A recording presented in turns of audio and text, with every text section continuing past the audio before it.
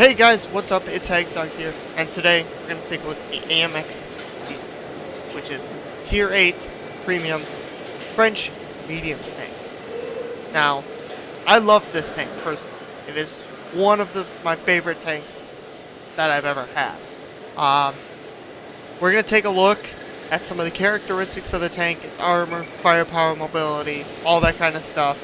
We're going to take a look a little bit at crew skills, not much, just what I have on there. And then I'm going to show you a good replay with this tank. Not the best, but I'm going to show you what an average player in World of Tanks can do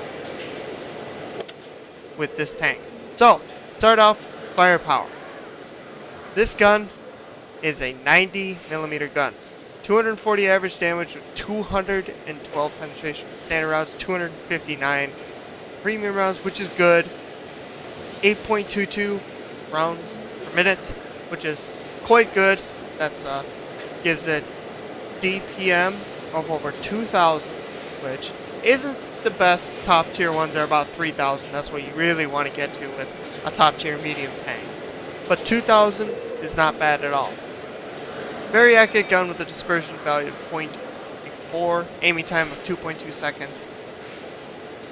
And its reload time, as you can see here, without any equipment put on, is only 7 seconds long. It has very good turret traverse speed of 39.63, which is great. And it has 10 degrees of gun depression and 20 gun elevation. Now, onto the armor. Non-existent. 1,400 hit points. 30 millimeters on both the front of the hull and the turret, and 20 millimeters on the sides and the rear of the hull and the turret. It's not going to stop any shots. You might get a lucky bounce, critical angle or something like that, but other than that, you're not bouncing anything. It's just not happening. Now, onto mobility. This tank's strongest point. Engine power of 1,200. It only weighs 34 tons, giving it a power to weight ratio of 35.28, which is huge. Climb hills, so you can accelerate really fast. Top speed is 57 kilometers per hour. Reverse speed, just okay at 20, but you don't really need to go backwards when you just go forward. And its hull traverse speed is excellent, 45.36, making this an easy tank to circle. Onto the concealment. Not much. What you would expect from a medium tank. It's a pretty big medium tank. As you can see, it's not the smallest vehicle at all. That turret is huge. So, its concealment isn't the best. But it'll do, especially when you add camo on. And for spotting, 398 meter view range, 750. Signal range. Now, I like to load it out with some APCR shells. I don't take any HE because it just has such bad penetration. But I take 15 APCR, 75 AP. Of course, small repair kit, small first aid kit, and a manual fire extinguisher. As for crew skills, I definitely want 6th Sense and Recon, and then a little bit of camo on my commander. Then I've got Snapshot, Armor, and I'm working on Deadeye for the gunner. And for the driver, want Smooth Ride, so you can shoot on the move. Off-road driving, reduces ground resistance so you can go faster. And clutch braking, so you can turn faster. And finally, loader, excuse me, is probably the least important. I just gave him repairs, camo, and working on fire. But now you've seen a little bit about the tank. Now, let's get into the gameplay to see how this thing actually performs in a live battle. Alright, and here we are, guys. We're into the battle. As you can see, Tier 8 match on Fjords. You have a good chance to win, but that won't stop us from doing well. And we are off. Accidentally bump into the Scorpion there. Thought he was going to move, but oh well. So, now we are off, and look at how fast this thing accelerates. It's already up to its top speed, and it's pushing that limit of 57 kilometers, which is incredible. This tank, power to weight ratio is so good. Makes it very, very capable at just escaping from situations, getting into situations to help support allies, and it's just an all-around incredible tank mobility. So now we're going to really put that power to weight ratio to the test and climb this hill. And just look at the ease at which the CDC gets up there. Now I do slip a little bit because, of course, that is a steep little hill, but otherwise, CDC actually doesn't struggle too much with it, but although that's too steep for us to climb up, but found a way. Hopefully, and yes, make it up there. That is what the excellent power to weight ratio of the AMX CDC allows you to do. You can get up into places like this, but no problem whatsoever. So we're looking for a shot on this SU-100, but gun elevation isn't good enough for when we're up here. We're looking for it, but no. And we spot a KV-13. So we go in, put a hit into him, pull back. CDC is really good at popping out, taking shots. Plus, since its reload is really good, that just makes it even easier. Shot whizzes by, SU-100 being cheeky. We miss, but that doesn't matter. We'll just keep pumping shot after shot into these guys. Now, that was a lucky hit. Super Pershing only hit our track. And we're very lucky that we didn't take damage on that fall, because this thing has so little armor.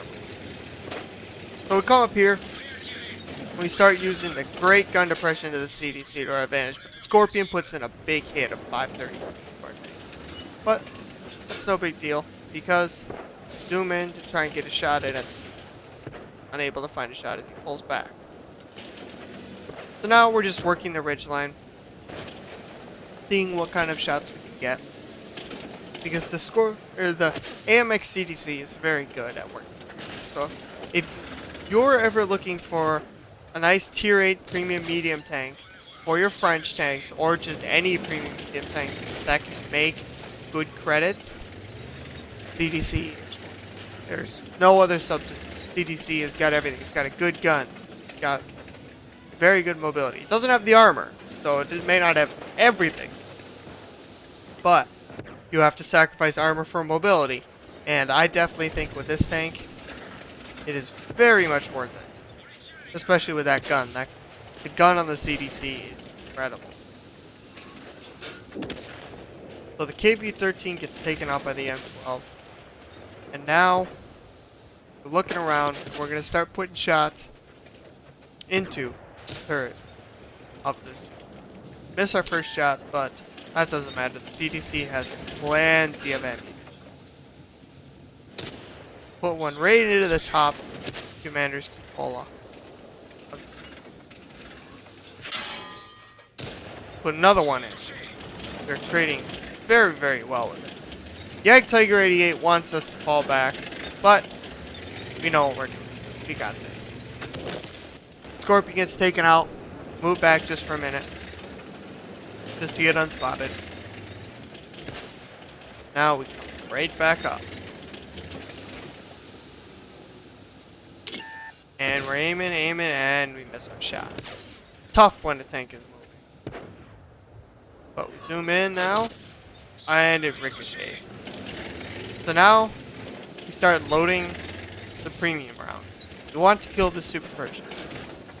This is going to cost us quite a bit, but nearly 260 millimeters of penetration, not much chance that this is going to bounce.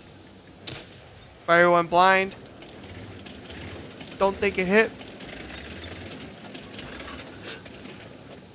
Yep, did not hit, but that's fine. Oh, that one does not make it through, unfortunately. Take a hit. Oh well, we know we have the better reload. We have the better gun, but unfortunately that bounces as well. So we switch back to regular rounds because it's starting to get a little bit too expensive. I don't want to spend 40,000 credits just on ammunition. That's not good. And we finally put the supercharger out of his misery. And now we can pump shots straight into the command user cupola of the AT-7. We use the mobility of the CDC to get around the side.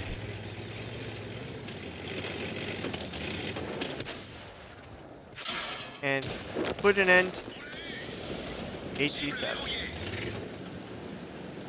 Now it's just the T-44 left up here. Auto aimed, put a shot into him. And that is the end of the game. So the AMX CDC, Tier 8 French Premium Medium Tank. Very, very, very strong tank, especially in Tier 8 games. Great mobility, great gun depression. Not very good armor at all.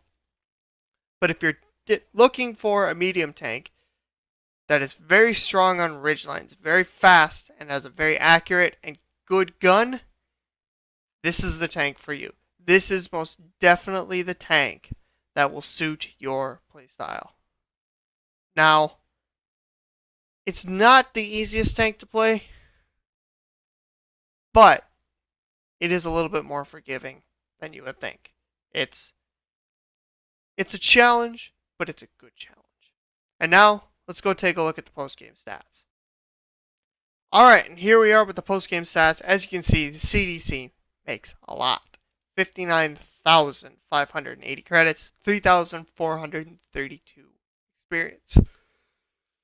We did a total of 2,391 damage that game, which is the top on our team, and we got 1,107 base experience. The reason why we got that much, 1,300 spotting damage as well, which is another good thing that this tank is very, very, very good for.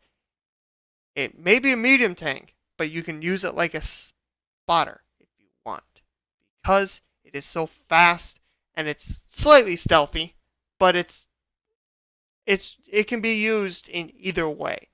It's that good of a tank. It's that versatile of a tank.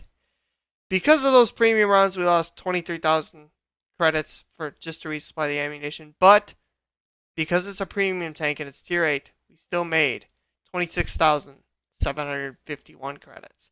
And it was a times 3, so I got 3,432 total experience. So, if you are looking for a tank that is very strong on ridgelines, very fast, has a very good, accurate, reliable gun, this is the tank for you. This is most definitely the premium tank to pick up. Very good at making credits, very friendly, very easy tank to play once you learn how to play it, once you learn how to peek ridge lines and take shots at your enemies and not expose too much of yourself. Take opportunity shots after they fire. Once you learn those kinds of things, this is a great tank.